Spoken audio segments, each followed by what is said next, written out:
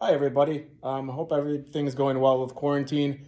Quarantine has turned me into the person that I never thought I would be, where I come in and hang out and do some chemistry labs all alone. It's a little creepy, not going to lie, but I'm going to walk you through this lab so that we can do something a little different than just read.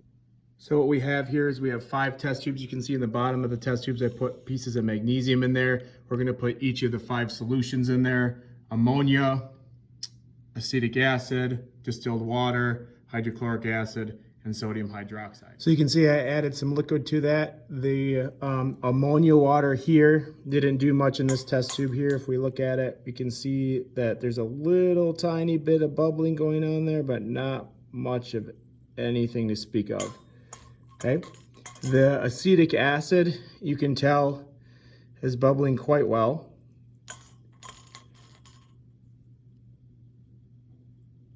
The distilled water doesn't, oh, there's a couple bubbles rising up from there, but not too much going on with the distilled water.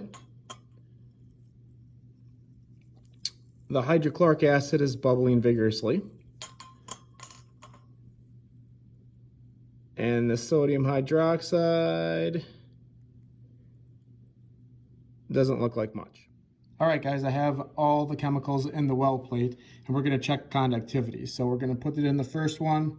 And again, we're not really looking for does it conduct, yes or no, but the strength of the conductivity. So we can see that that is lit up. The red one is lit up. The green one does not look to be lit up at all. For the acetic acid, if we look at that, by the way, the first one was ammonia water, and the second one is acetic acid. So if we put it in the second one with the acetic acid, you can kind of get a look at that one. This is going to be just the plain old distilled water. And I don't know if you can pick that up, but it is lit up ever so slightly lit up. It's really hard to see this on the video. This is going to be the reaction or the conductivity of hydrochloric acid. You can see it's very bright. In fact, the green one lights up on this one. I don't know if you can see that, but the green one is definitely lit up on this one. And last but not least, we have the sodium hydroxide. And the sodium hydroxide, we can see lights up pretty well. I don't know if you can pick that up or not, but the green one is just ever so slightly lit up, but very hard to see. One of the tests that we're also going to do is a litmus paper test. So what I'm going to do is touch this stirring rod to the ammonia, and we're going to touch it to the red litmus paper and see that it turns blue. We're going to dip it in there again. We're going to touch it to the blue litmus paper and see that it does nothing. Okay. We're going to then move over to the next one, which is the acetic acid, which is this one here.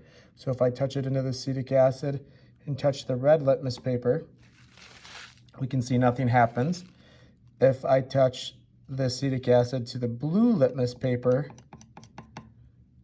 we can see that it turns pink. Okay. The next one, the middle one, is the distilled water. If I take the distilled water and touch it to the pink litmus paper, it does nothing, or the red, it's supposed to be red even though it looks pink. And if I take that and I touch it to the blue, again, it does nothing there as well. So we don't get a color change at all for the distilled water. The next one is going to be the hydrochloric acid. So this one is hydrochloric acid. So if we touch this one to the red litmus paper again, it does nothing. If I take the hydrochloric acid into the blue litmus paper, it turns it to that pink color. Okay, the very last one is the sodium hydroxide. If I take the sodium hydroxide to the litmus paper, it turns it blue. If I take that same sodium hydroxide to the blue litmus paper, we get no change.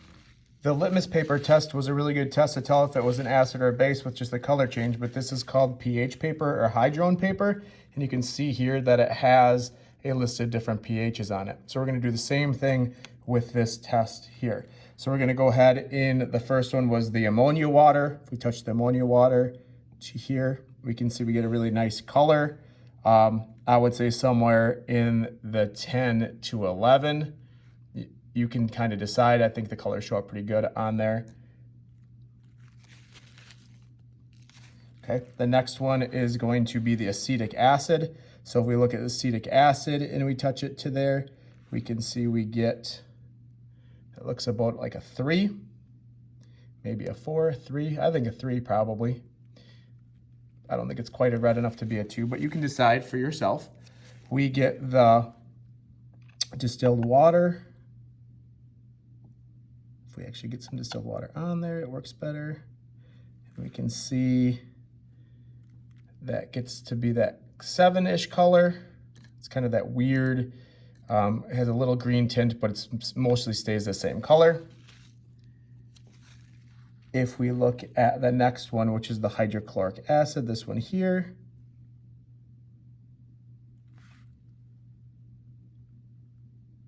that one we get all the way down to a 1, that gets a really nice dark red color. You can see that matches really nicely. The 2 has a little bit of orange to it. That definitely doesn't have any orange to it. And then if we do the sodium hydroxide, the very last one, we can see that we get way down to that really nice purple, that 12 color, okay? Maybe 11, but probably better in the 12 range. Hopefully you guys can see that. All right, these are the results of the phenolphthalein test. I'm just gonna take a couple of drops of phenolphthalein and put them in from left to right. I haven't changed the chemicals at all, but this will be in the ammonia. You can see it turned pink really well. This is into the acetic acid, nothing happened. Distilled water, nothing happened. Hydrochloric acid, nothing happened. And then sodium hydroxide definitely turned really, really dark. I don't know if you can see the difference, but it's definitely darker in the sodium hydroxide than the ammonia. Moving on to our last test is universal indicator. So I'm gonna take 2 drops of universal, or maybe just 1 drop would be good enough, and put it into the ammonia. You can see it turns purple. Into the acetic acid, you can see it turns real light pink. Into the distilled water, we're gonna have to redo that distilled water test again. I think I contaminated that when I put some stuff in there. The hydrochloric acid turns a little bit darker red. I know I put more drops in there, but you can see that it doesn't get that much darker there. So this one's darker. And then for the sodium hydroxide, it's a really nice dark purple. Okay, let me quickly add some distilled water to this well plate. Add, there we go. That's the right result. So ignore the one above it that turned slightly pink. Just a small amount of that acid spilled in there when I was pouring it in there. So it should be green. So ignore this well. So it should go ammonia, acetic acid, distilled water, hydrochloric acid, and ammonium hydroxide. Or sorry, sodium hydroxide on the last one, sodium hydroxide. Thank you.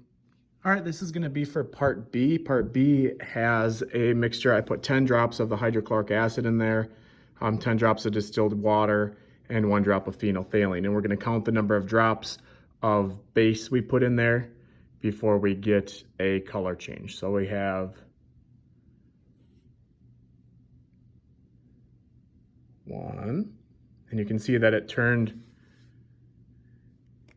pink, but as you swirl it around, the pink goes away.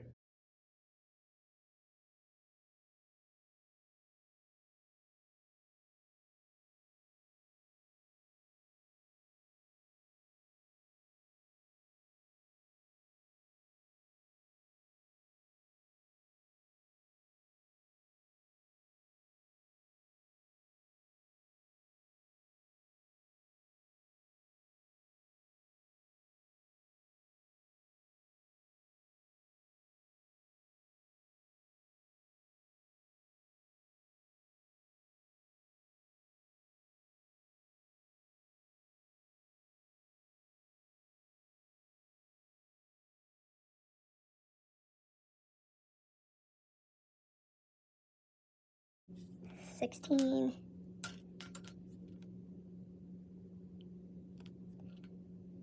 $17, $18. Well, that one was pretty crazy how that one went. 19. So 19 was the one that stayed. This is a lot harder than it looks. So I'm gonna put this back up here on the ring stand. I'm gonna try and speed this up a little bit. We're doing the second one. So 19 on that first one. So we're gonna go 1, 2, 3, 4, 5, 6, 7, 8, 9, 10,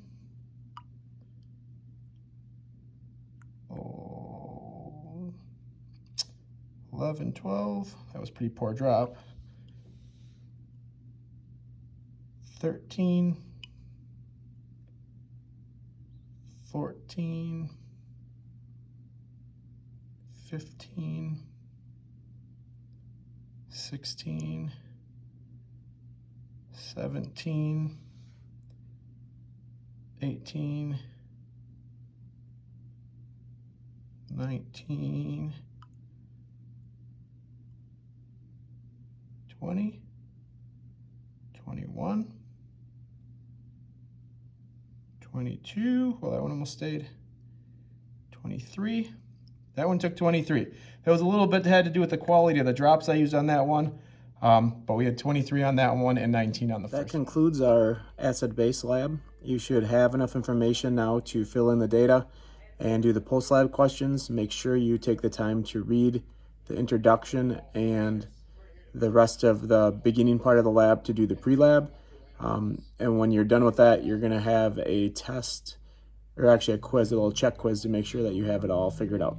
All right, thanks.